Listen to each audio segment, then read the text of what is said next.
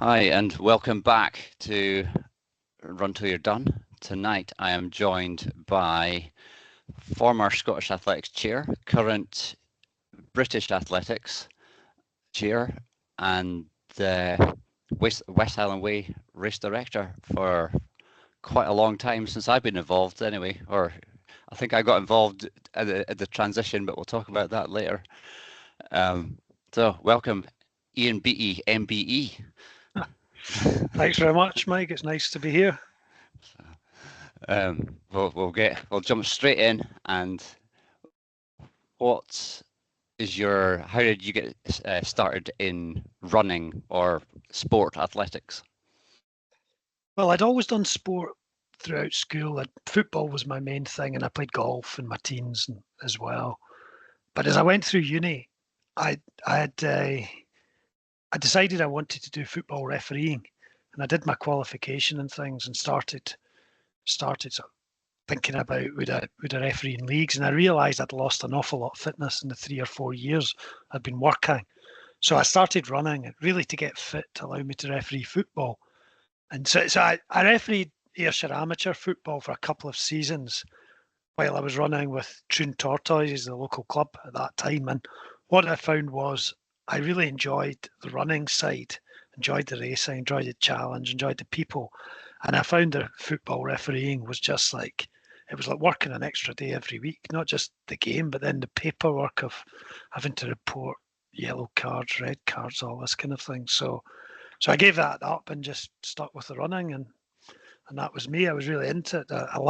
I've always loved racing. I've loved even the challenge, the sessions on a Thursday night when you used to go out and 6 of us were about the same standard and along the front of Troon, wind howling, trying to beat each other up along the front. Great fun. So that was my background to it, and it's until a few years ago I've been running ever since.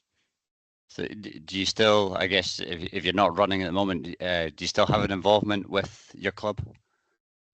Not really. I've changed club a number of times as I've moved house. So I've tended to go to the local club. So I was a member of Troon Tortoises for about 13 years, and then I joined Central for a while when we were in Falkirk. And that was a good club, and still a lot of friends there. Moved further north. I was a member of Strathern Harriers.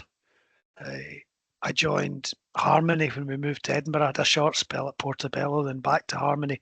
So I'm still a member of Harmony, but see, I'm not running now, so I don't really see them as much. But I keep my membership going for them.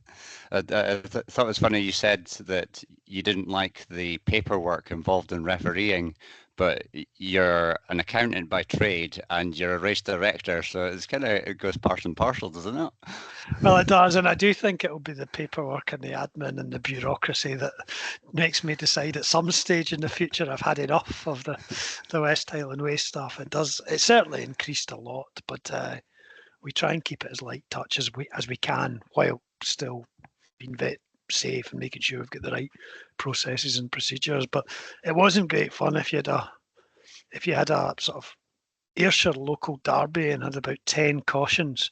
And in the old days, you didn't just tick a box. You had to write a report of each one and what happened and what the person did, and it could take you all Saturday night as well. It wasn't the best.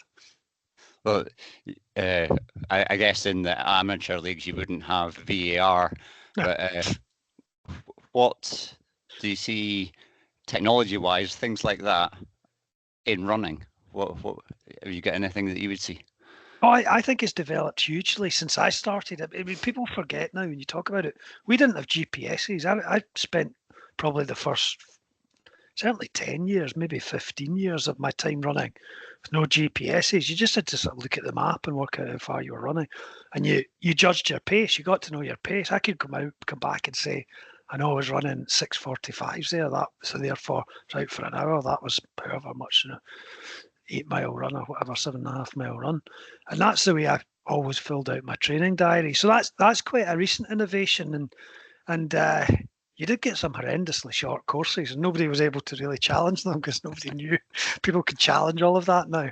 So that's been a big breakthrough. The whole thing for race organisation is so much easier now, where in the old days you used to fill out a paper form, you sent a check, you left put in a stamped addressed envelope and you got the results back a few weeks later. And you compare it to now with the online stuff, it's just so much easier. And actually also easier for the race directors because you get the money up front. In the ultra world, there's much more demand. It's just much easier, I think, for everybody. Technology's made a huge difference there.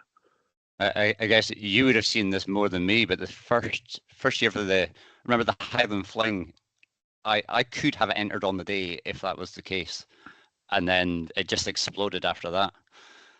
Yeah, well, I did the first Highland Fling in 2006, and there were 17 of us, I think. Maybe 18 started and 17 finished, and then we all had a beer in the hotel in Tyndrum, and then we just went home on the train. That was it. It was a very simple race. That was the concept.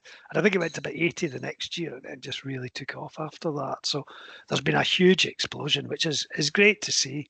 And Sandra and I often say now, we look down lists of the likes of Glen Ogle at the weekend, and we don't actually recognise a lot of the names because we're a bit away from it. But I think that's good. People are coming through and enjoying it the same way I've enjoyed it all of my running career.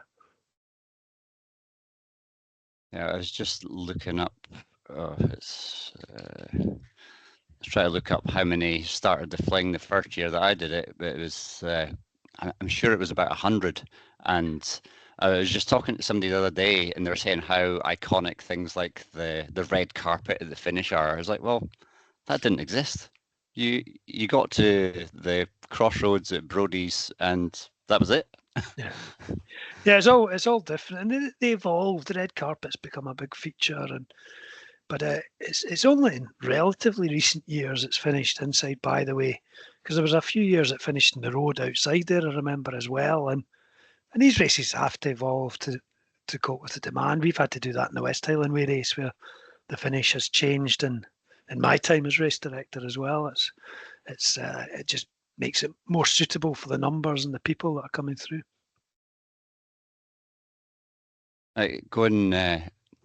When did you start? Well, when did you start running? It was 1990 I started running, and just towards the back end of 1990. And I actually, that's not even strictly true. I ran a couple of marathons when I was at uni. Ran one when I was 18 and ran one when I was 19. The one when I was 18, both Glasgow. First one, 1984. I trained properly all summer. Really comfortable run, 3:35 or something. I thought that was great. And then decided to do it the next year with a pal. Did no training at all. Went out a run on the Monday before it of 8 miles and said, well, if we could do 8 miles, we could probably do 26.2. And I don't think I've ever been as sore in my life. I was sore for about a week after that.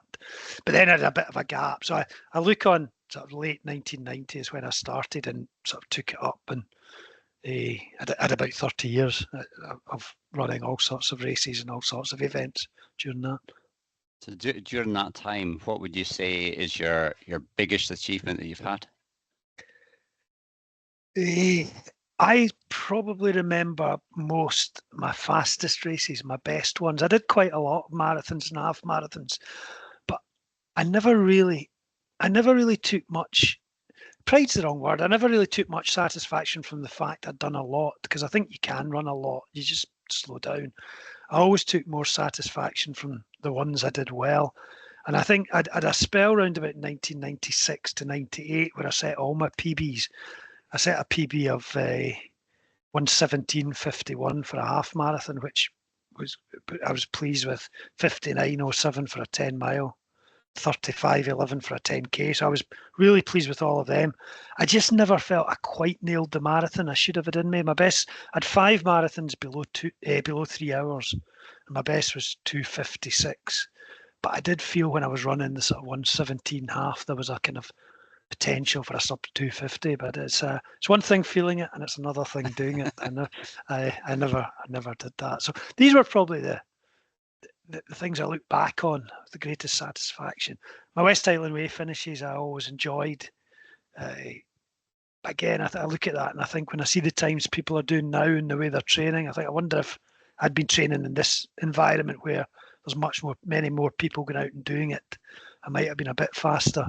But you always get a great sense of satisfaction finishing that race as well.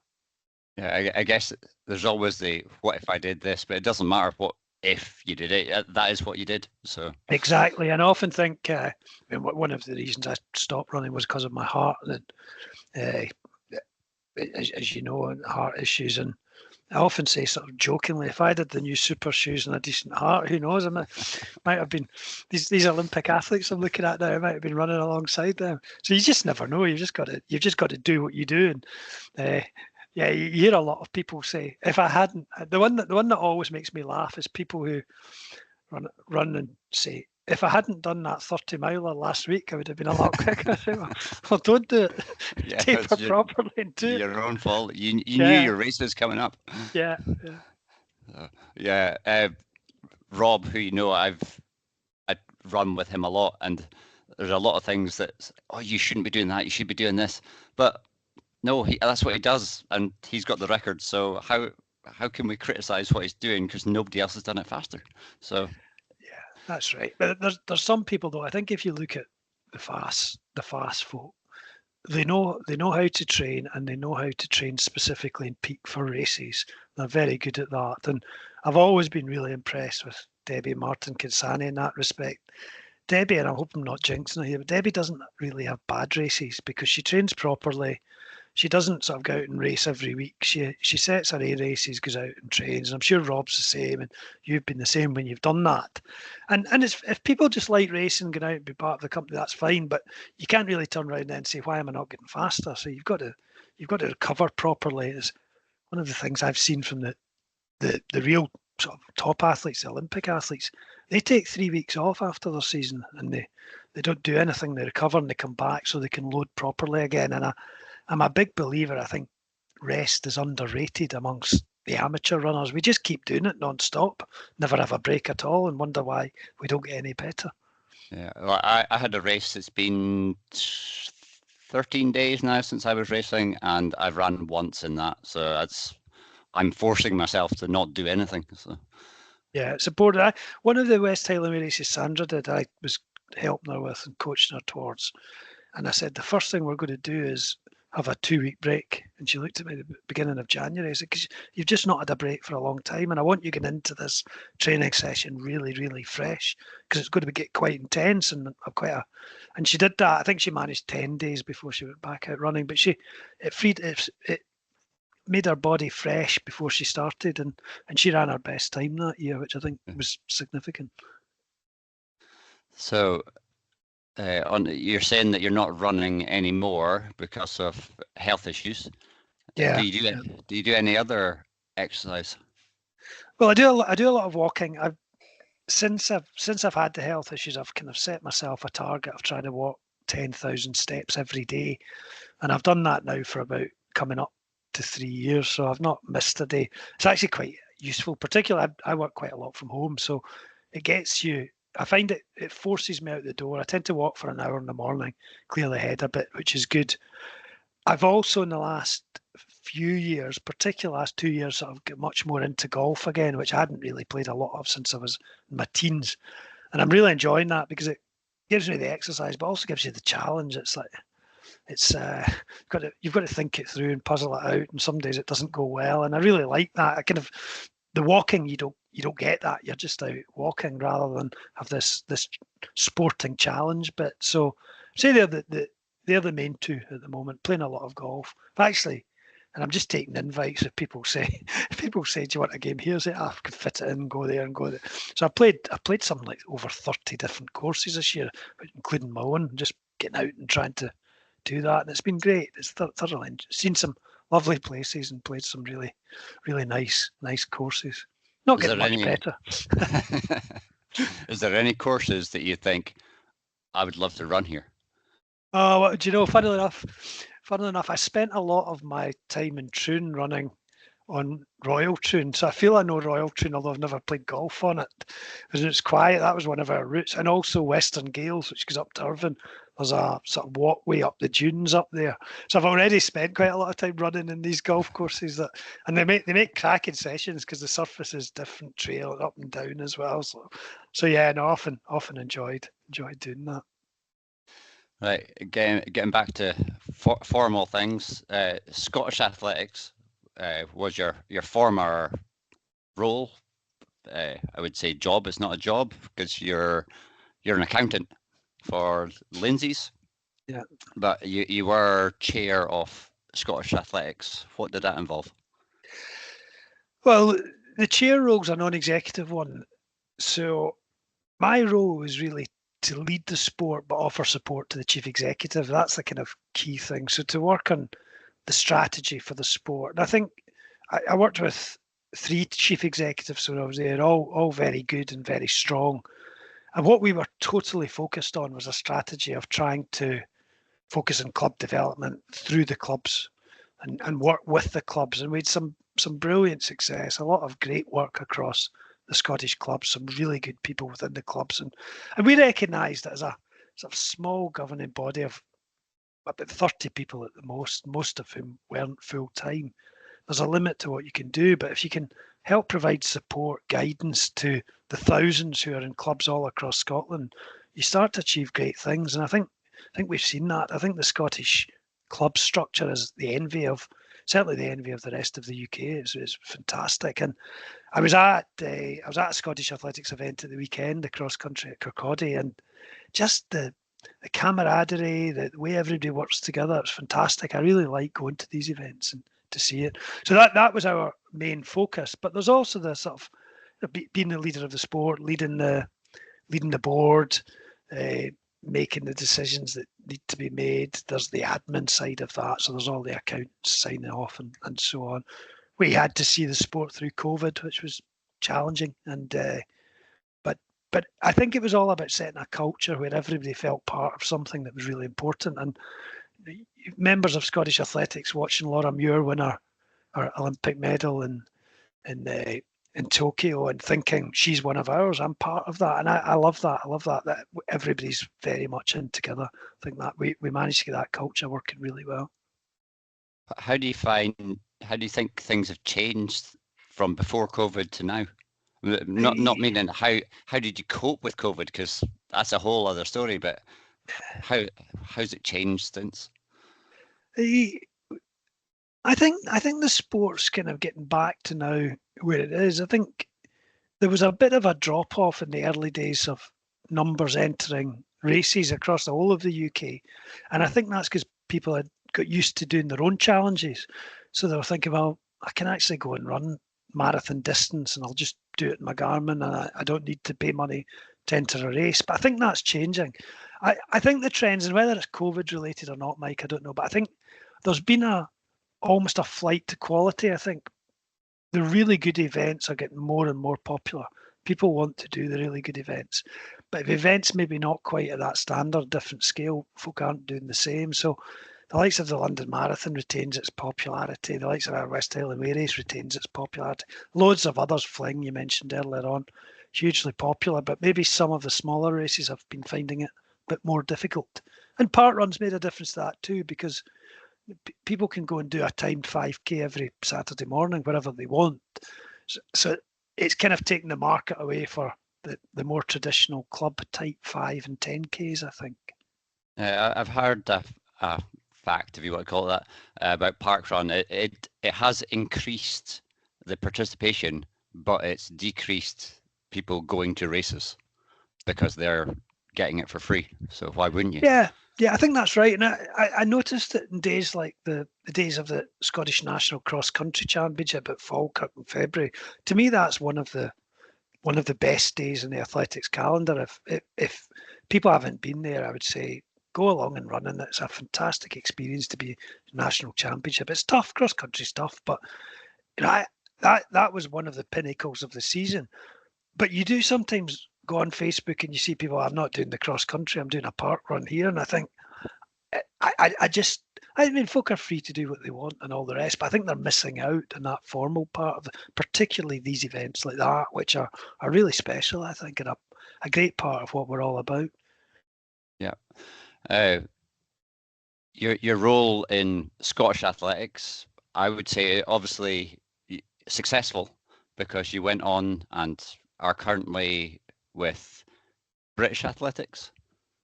When I was doing my research, What's the difference between British athletics and UK athletics? Are they the same thing? They're pretty much the same thing. We've moved now more to UK athletics as the brand.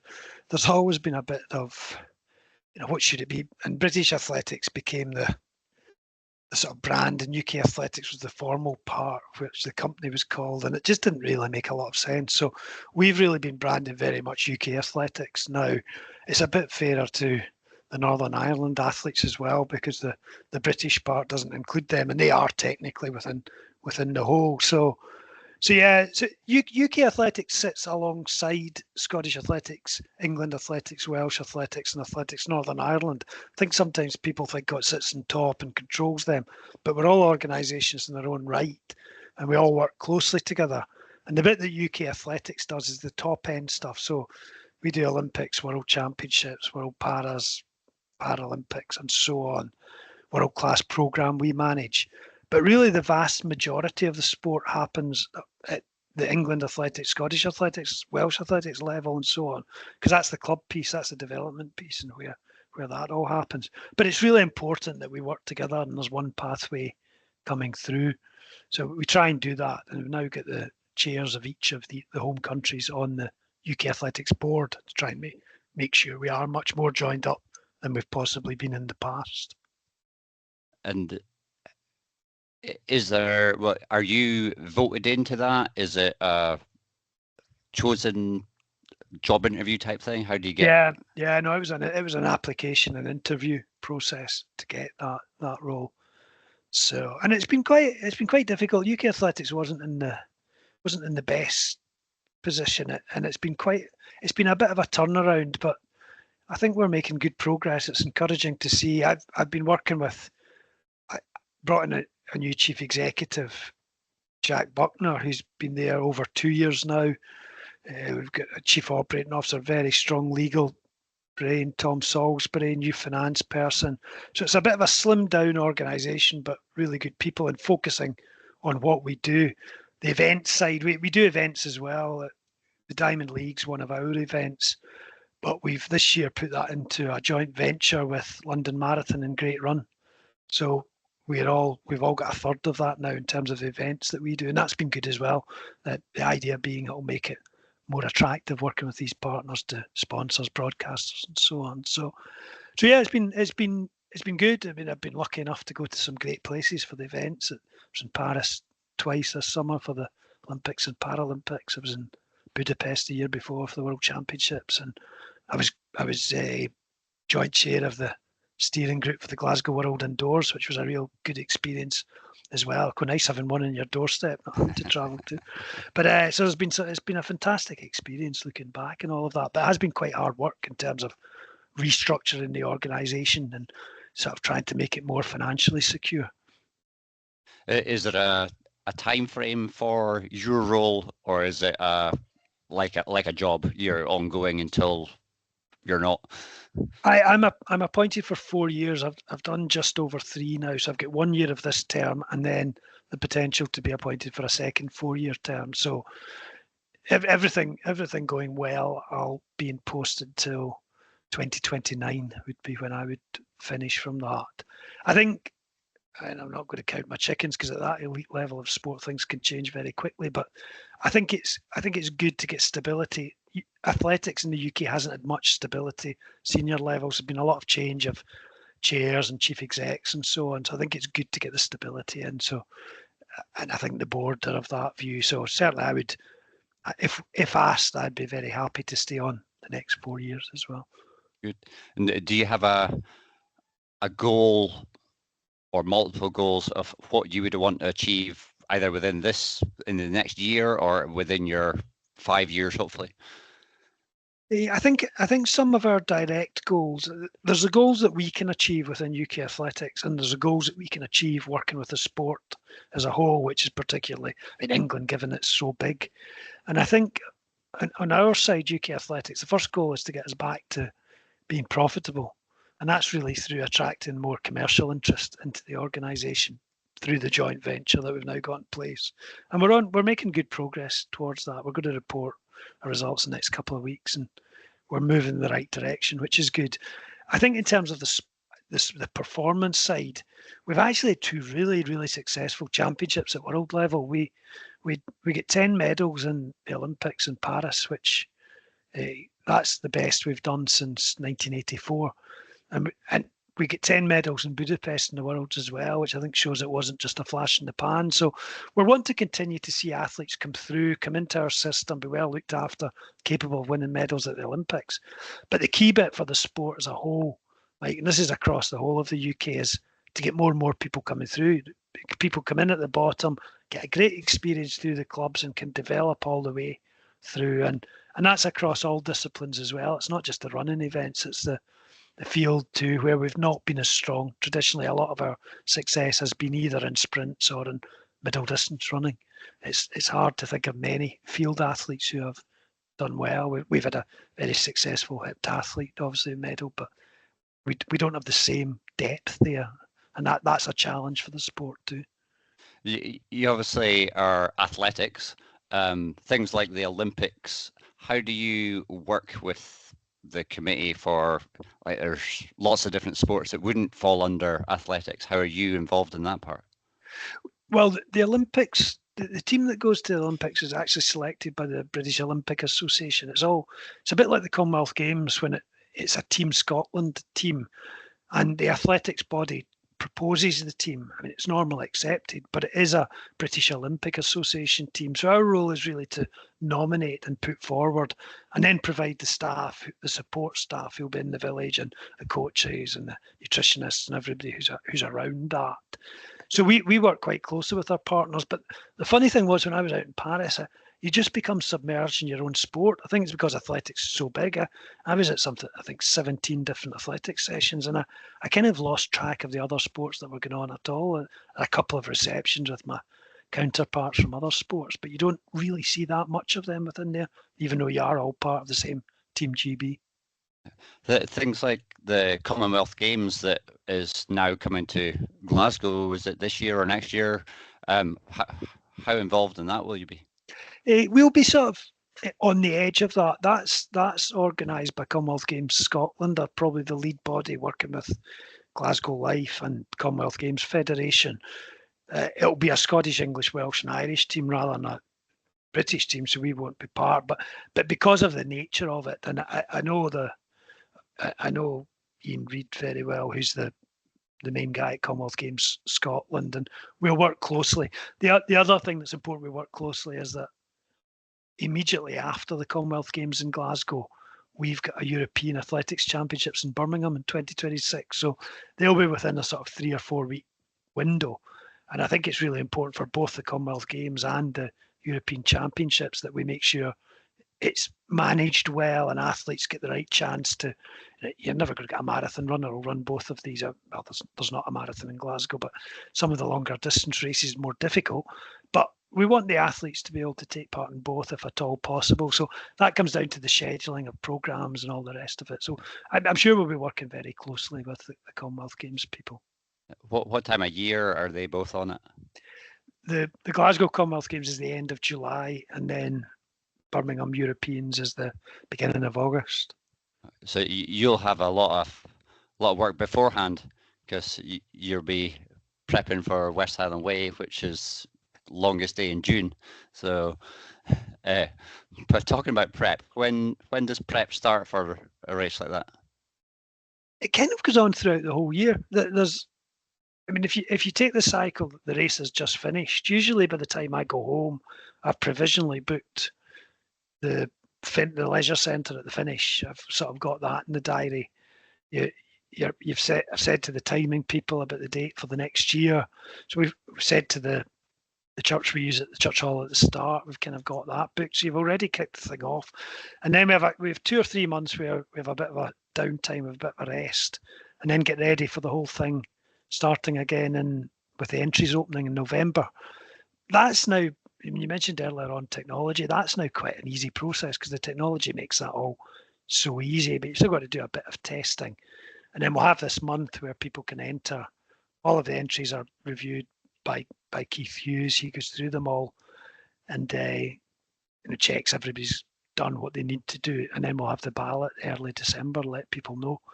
And from then on, it's just different bits and pieces, sort of getting everything ready and sort of ticking off all the different bits and getting the permit and getting the approvals we need to do and working our way through that. So it's not, we've got a great group of volunteers, all of whom know their own bits, know what they do quite well. So it doesn't fall massively on me, to be honest. I tend to deal with the runners and the money. I look after the money bit, but we've got folk look after all the other areas as well, and they're able to get on with that. We maybe have 2 or 3 online meetings a year just to check in really where we're all at. And it's worked. It works well. People, I worry every year before the start of it, is this going to be the year folk don't want to do it anymore?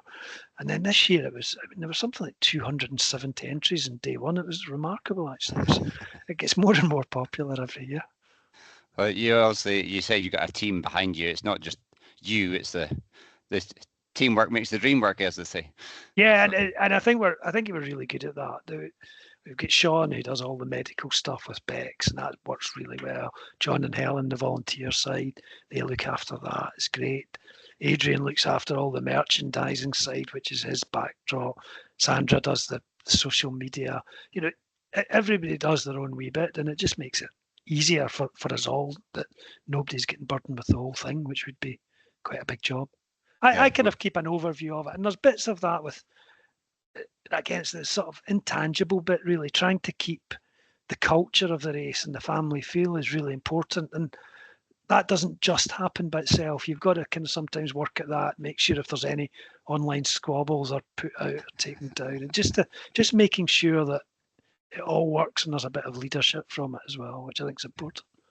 Well, you said that part of your Scottish athletics role was making them profitable.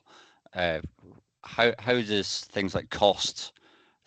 Races are not cheap either to enter, or I'm sure they're not cheap to put on. How is things divvied up? You're obviously paying for halls, you're paying for tracking systems. What other big costs are there? Well, we've got costs, the likes of the goblets for the prizes is quite a big expense. Although all of these would get helped by the people. Glencairn are fantastic. Ron Hill have been big supporters to us, so that helps when things like race garments and so on that we do.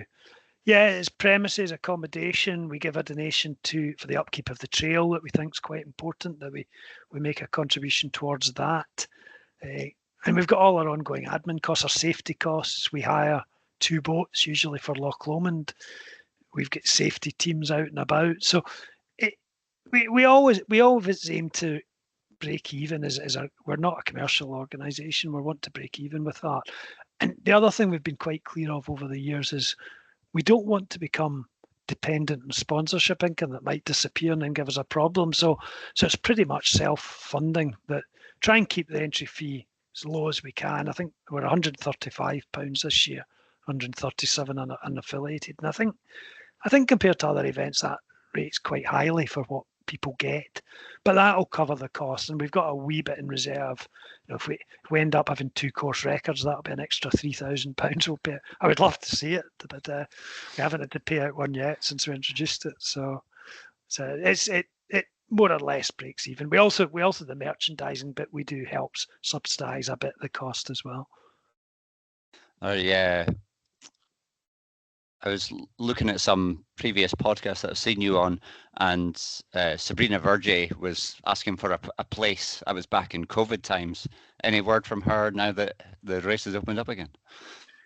I've not heard from her yet. No, I just tend to just have a look from time to time to see if anybody's come along and entered. And it would be nice to see. It'd be nice to see challenges for both the male and the female records. The female record stood for a long, long time, and it's testament to Lucy Cowan, what a great runner she was at a time when ultra running wasn't as popular. That nobody's actually even got particularly close to it. It's not been a close run thing yet, and I think we do feel there's scope for one of the top female runners to come along, do that. I think Rob's is maybe more challenging. A bit interesting to see if anybody can get near that again. Well, I can say that for Rob's, I'll take full credit. It was nothing to do with his running. That's the easy bit. I set out his plan and his plan was pretty much spot on for where I set it, and I know that he can take time off that. So it'd be nice to see. Nice to see. So we'll see. Some of the other ones, when you're away on events, I heard you name drop in Paula Radcliffe before. Any update on her? Whether she's going to enter the race or not? She's never really shown a great deal of interest. We did have one night at the Scottish Athletics dinner where my last memory before I went to bed was Sandra in the bar with Joe Pavey trying to persuade her to come along and do the West Highland Way Race. And she remembered that because I saw Joe at the Diamond League at London, and she remembered it, but hasn't shown any great interest to come in. It'll be interesting. I mean, I would love to see what happened if one of our kind of real top track runners, endurance runners, had a go and what they could do. And I mean, it's much to say how good is Rob's time, how good is Lucy's time. Now, put some comparison, because if I don't know, if a Callum Hawkins said, I'm going to train for the next 6 months to do the West Highland Way Race, what could an athlete like that, who's clearly one of our best ever Scottish endurance runners, what could they do? I don't think we'll see it, but it would be fascinating if we did.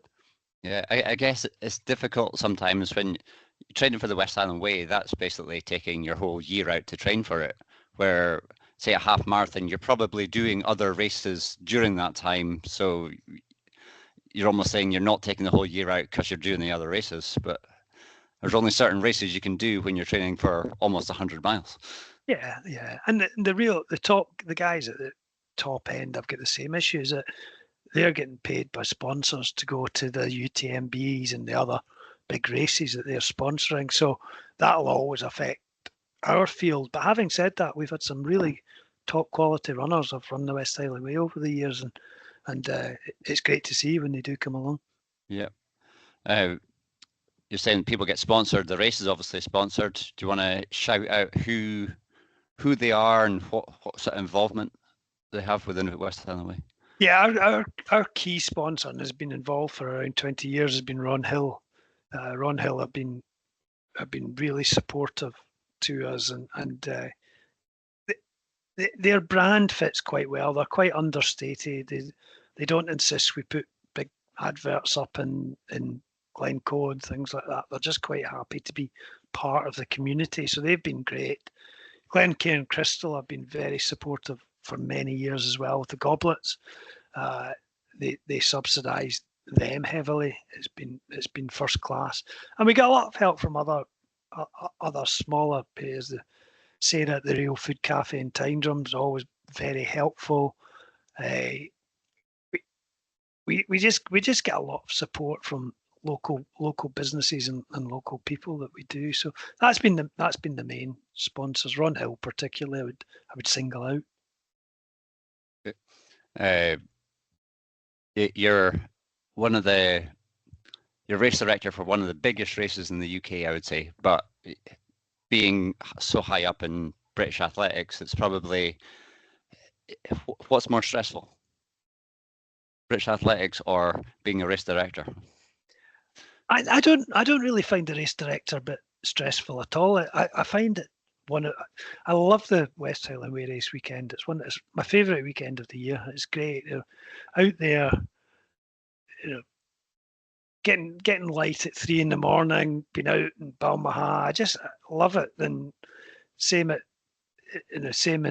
the other end next day. And we've just got such a good team that the race day itself isn't particular. If everything goes okay, it's not particularly stressful. This year we had a bit of thinking to do because of there was a fatal accident, sadly, in Glencoe, and so we had to think our way through how we would deal with that, the communication. But it all worked from our race point of view really quite well. And but I mean, ultimately, Mike, if we didn't have something like that, the race could go ahead if I wasn't there, which is the way it should be. It's not dependent on me being around, and that means I can enjoy it. I can kind of spend some time at the finish. The team all know what they're doing, and I can spend some time down at Kinlochleven and just be keeping an eye on things that need to be done. So it's very different. I mean, the UK athletics role is much more sort of, I suppose, higher profile, you tend to get more criticism in the press for things. People have got a view. I do probably look on that as work. It's a job. It takes up quite a bit of time, and we're trying to work through the financial side and the performance side and all the rest of it. So I'm sure that's a bit more stressful. I've always taken the view there's really, I tend not to get overly stressed about these things, because you can't, if you can't control something, there's no point in worrying about it. Has always been my view for these. Well, you've obviously got teams behind you and teams of volunteers for West Highland Way. How does somebody get involved with the race? How do they volunteer for it? We've got an online volunteer portal. So if you keep an eye on the website or the Facebook page, that'll open up once we've got all the entries sorted out. So it'll probably be in January. And so if people want to volunteer, please stick your details in, details of your experience, and John and Helen will get back. We do tend to be, I mean, it's remarkable actually. We do tend to be oversubscribed for our volunteers too, which is incredible. People just want to be part of the event, and they're prepared to give up their weekend to volunteer, which I'm always in awe of.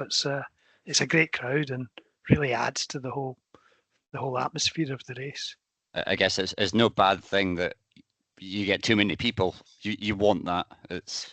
Yeah, and we can usually use people, so we try and offer support to the overseas runners in particular who find it more difficult to get crew. So if people can do that, that's great. And I know some of the volunteers have made lifelong friendships through that from looking after athletes who've come over. It's a really nice bit of the race, and there's lots of other roles as well. So yeah, so please, if you're interested, stick your details in. And I'd say particularly if it's a race that you've got ambitions sometime in the future to run, it's a really good way of getting a feel for what it's all about. And you'll know from your time up in Jelly Baby Hill, you see an awful lot of it, and you get a real good idea of what you'd need to do to take part in this. First time I tried to run it, I'd never really seen it. I just turned up, had no idea what I was doing. And I think you would learn a lot from either crewing, supporting, or volunteering on it. So when was the first time you were involved in the race? My first attempt was in 1998. And that was the first year I tried to run it. I dropped out at Tyndrum. I just was completely unprepared, done most of my training the road.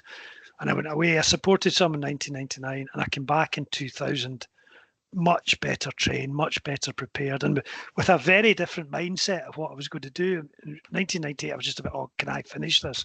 I came back in 2000 with, no, I can do this, and I can do it in under 24 hours. So, in some respects, I think I'm pleased that. I wonder if I'd finished it in 1998, if I'd just have thought that was me, kind of 30 hours and never get any better than that. Instead, I had to go back to the drawing board and look at how to do it differently. How many times have you done it since?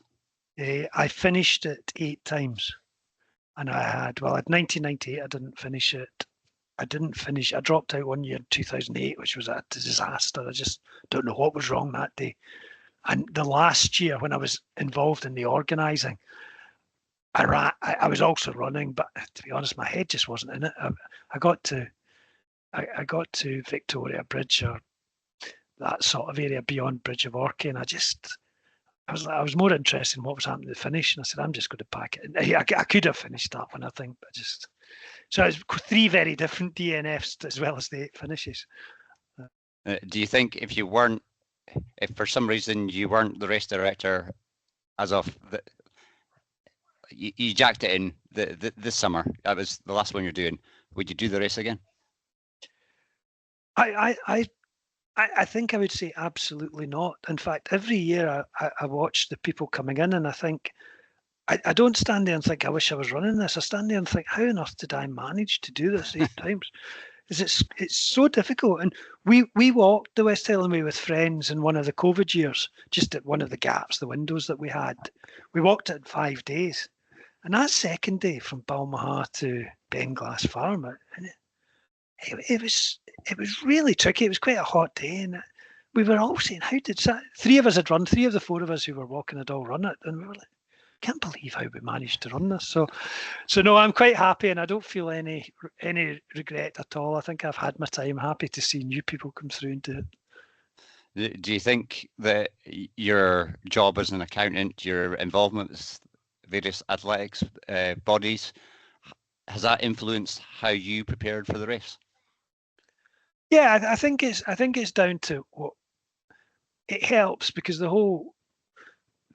everything about the races we want to put on a quality experience that people think is special, and we want to keep evolving the race.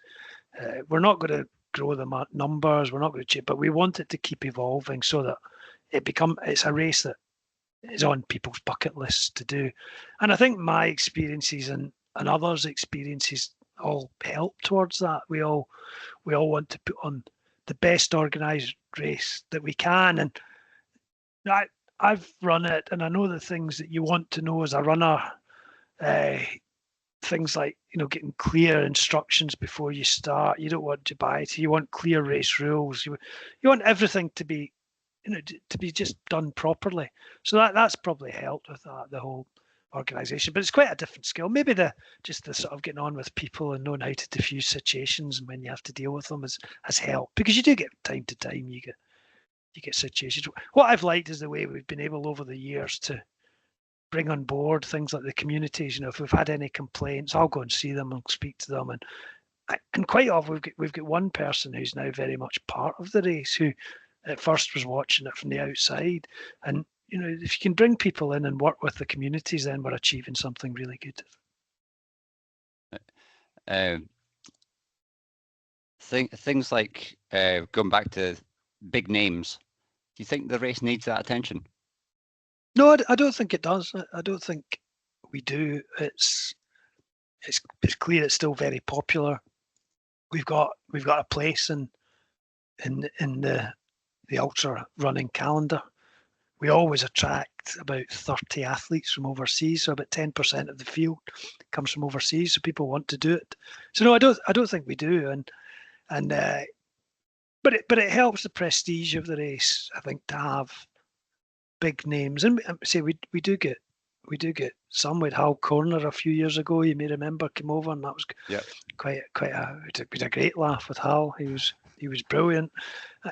But people have heard of the West Highland Way Race, and we've got a great relationship with the Western States, who treat the West Highland Way Race as a qualifier for it. And it would be nice, but if we don't, we don't. And the race is about the people running it, regardless of where they are in the field. We don't need the big names at the front. Yeah, I guess it's good. The race has got the reputation for itself, not for who's running it. Yeah, no, I think that's right, and it's a beautiful route. It's tough but runnable, I think is probably fair to say. And yeah, you summed that up well. It's been going a long time now, and has a reputation for what it delivers. Yeah. Question that I got asked when I was getting interviewed was, how many spreadsheets do I have for a race? So I'm going to twist it. How many spreadsheets do you have for if you were running the race, and how does that compare to your race directing spreadsheets? I probably had a lot more when I was running it.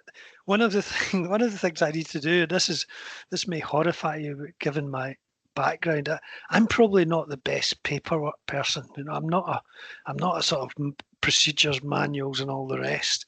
I probably do need, every year I say, I'm going to write down everything I do at every stage, because an awful lot of it's in my head. And I do it at the same time every year. Just work through. I really should set down a big list. So I don't have many spreadsheets for the race at all. I had much more when I was running about where I wanted to be and what I wanted to do. And since you've taken over the race, whether it's technology or whatever, what's the biggest thing that you've seen change? I think the equipment that the runners have, I think that's probably from looking at it. If I would say I was running up to 2009 was my last finish, and then I 2010 was the first year I was involved in the organising of it. The kit that people have has changed quite dramatically. So the race vests are a big step forward. The shoes are much better than they were. The kind of just the various equipment. If you look at an ultra runner out now in one of these runs, it's probably not comparable to when I was doing it. So that's been a big big change. I think there's unfortunately been a sort of increase in the bureaucracy around organising any event, and we've tried quite hard to sort of keep that sensible. But there's things that you need to do now, and you just you just need to have and getting the approvals and permissions and so on. That does make it a bit more difficult. But I think we are quite fortunate when the race takes place. So the fact it starts at 1 a.m, we're almost undercover until the field's well spread out the next day. And that's made that aspect of it a bit easier. The parking's a challenge, always a challenge with the cars. And I think the support's an important aspect of the race and helps the family feel. But there's no doubt that part of it does make probably the hardest bit actually for us, making sure places for cars to go and don't cause chaos and all the rest of it. There's always things throughout the race that are changing. Like this year, instead of going past by the way, you went to the hotel in Tyndrum and used the car park there. Is there anything you can see changing in the years to come, stopping people going to checkpoints, or what change can you see happening? I think we'll stick with the Tyndrum one. I think that was a big success, and not only for the car parking, but I would really like to see. I would like to see Tyndrum as a village sort of almost have a West Highland Way Day, a bit like some of the villages in the Alps do for UTMB, where they make it a big deal. And the time that people come through Tyndrum works for that, because it's kind of all in daylight hours, the time they come through. And I say Sarah at the Real Food Cafe, I think, is quite interested in that as well, particularly as we're going right past her place now and all the rest. So I could see us maybe do a bit more of that and become more absorbed in the kind of community. You could see maybe the same in Kinlochleven, although you don't want to be too involved during the nights. There's nothing else dramatically there. I think we'll just continue to try and evolve and change things. We had to change the finish a few years back and that's been a big success as well, having more room at the Nevis Centre. It means we've got the finish, the prize giving all in one place. It's much better facility for us, for people arriving as well. But we'll keep looking at things like that, Mike, and see. I mean, there will be pressure on some of the checkpoints, particularly getting access to land. We've already had to change over the last number of years Ben Glass, where we can't let crew in. It's just too dangerous trying to get people on and off that road. But we'll just keep looking at that and see what we can do. I guess things like that, you can only change them as the problems occur. You can't predict them. No, you can't. And you can try and look and see where do the issues arise and what would we do about them. And somewhere like Glencoe car park's fantastic, loads of space, a big checkpoint. Never had any issues there. But there are points in the route where it's a bit more difficult, a bit more challenging, get folk in and out. So we keep an eye on that, see what we can do. Yeah. All right. Thinking about the race, whether it's when you were running it or when you've been race directing, what have you got one standout moment of the race that is your standout memory for it? I probably get loads, but there's one I remember. One year I was getting near the end at Fort William, and I'd come through. It's all quite different because there used to be a lot of trees as you come into Fort William. I mean, the bit from Lundavra is now all cleared, but that was all forest in my day. So your last section got dark quite early because you'd no natural light. So the minute the light went away, it was dark. So I was going through there one year, had my head torch on. I came out to the hill at the top where you see Fort William, and I thought, there's enough light now, I don't need my head torch. And my head torch actually failed, the batteries gave up. And George, who was supporting me, his torch gave up at the same time, which was quite bizarre. And I thought, that's fine, I don't need to change the batteries. There's enough natural light when the moon was quite bright, so we ran down. And it was only when I got in I realised I checked my batteries. I'd been carrying AAA batteries and my torch took AA's the whole way through. It could have been catastrophic. If my torch had failed 15 minutes earlier, I'd have been stumbling through that forest, not able to see a thing. And so you just remember things like that, absolutely basic schoolboy errors. You think, I've done this race hundreds of times, I should know the right batteries for my head torch. So, and there was one year as well, Fiona Rennie tells this story too, where we were running up between Tyndrum and Bridge of Orchy, and we were passed by all these people, and these sort of individual scooter things. There was about 30 people coming the other way towards Tynesdrum. And I sort of put it in my mind, and we all thought we'd been hallucinating, but turned out it was part of the Caledonian Challenge, and it was one of the sort of accessibility things they had to let people who couldn't run on here. So they were all there. That was a bit bizarre as well. But yeah. Well, one of the memories I have, it's not actually during the race, it was in the pub afterwards, which is obviously a big family feel. And I was sitting chatting to yourself, and you said that you saw me at Glencoe and I was running like I was going to win it. And sorry, I haven't won the race. I haven't done the race since you said that, but I've had influences on people's races, and Rob has won it. So hopefully I've lived up to what you said. Yeah, absolutely. And it's nice when I remember saying to Rob when he left Lundavra, saying, Rob, you're on your way to make history. And you wonder if the runners at that stage hear anything. But he did comment afterwards that it gave him a wee bit of a push. And it's nice when you think comments like that just make a difference. Yeah. No, it's been, what, at least 10 years since I've done the race, and I still remember that. So it's influential people like that. Yes, they do make a difference. Yeah. Right. Going back to, we've obviously just had good things, bad things. Is there anything that you would wish runners wouldn't do, whether it's in the rules, whether you've told them not to do it and they still do it? What do you want people to stop it? Yeah, I think generally just want people to follow the rules properly and to do it right, and not try and cut corners. That if we say runners who are quicker than 21 hours haven't have support, don't try and push that by getting your support to jump in for 2 miles when you think nobody can see you. It's frustrating for other runners. It's a bit disrespectful. It's just a bit annoying. You do get it occasionally.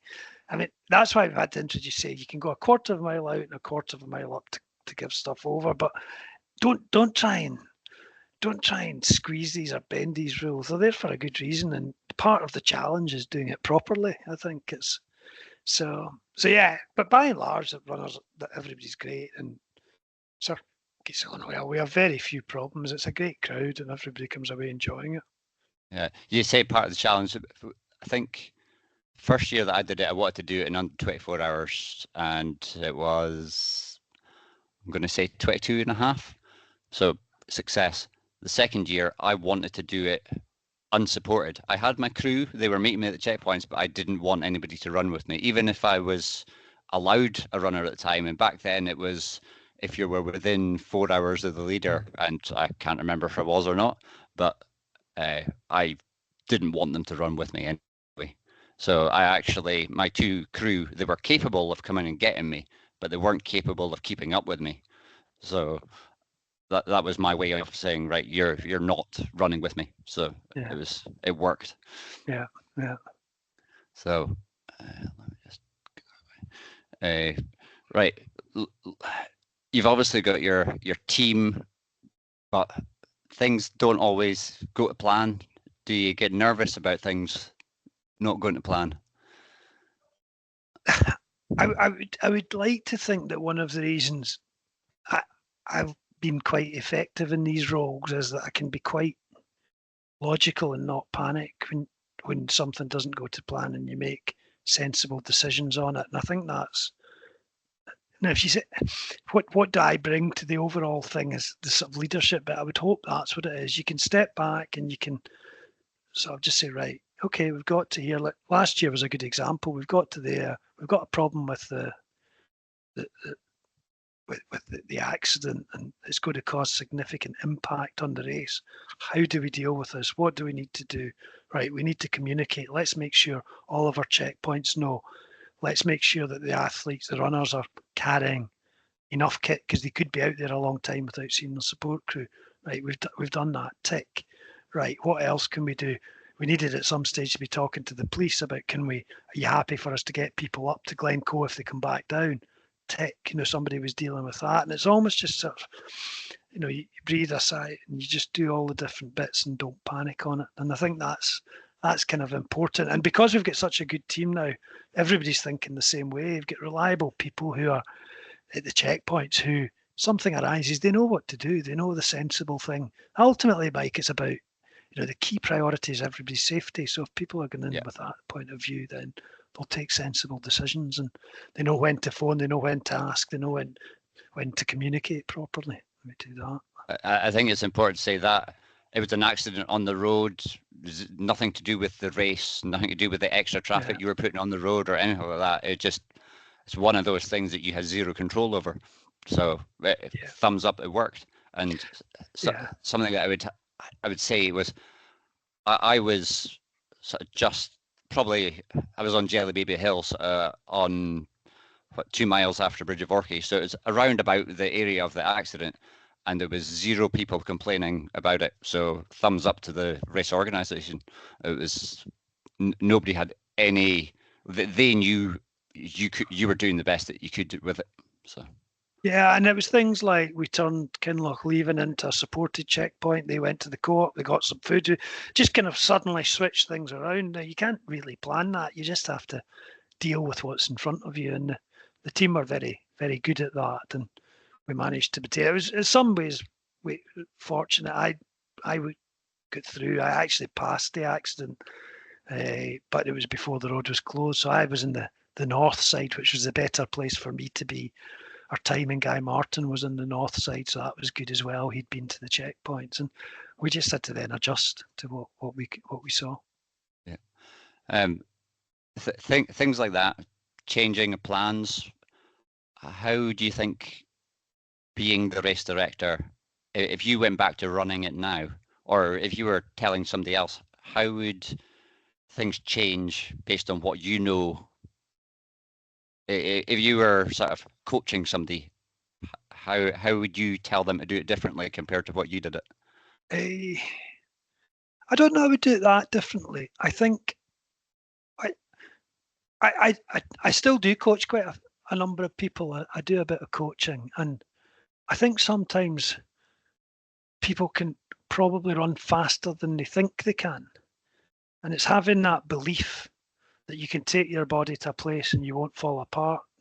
And you kind of get that experience by training in different sections of the course, and you can do it. And I mean, one of the things when Sandra was doing it, that she had real problems going down hills with our quads.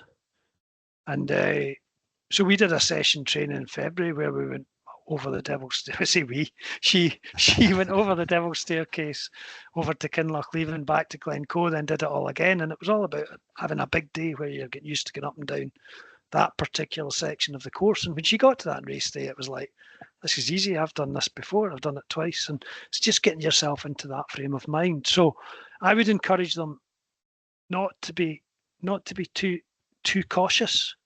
If you want to run a sub 24, and a lot of people are capable, you've got to push yourself a wee bit. You've got to take yourself out and put yourself into a place where you think, my goodness, this might hurt.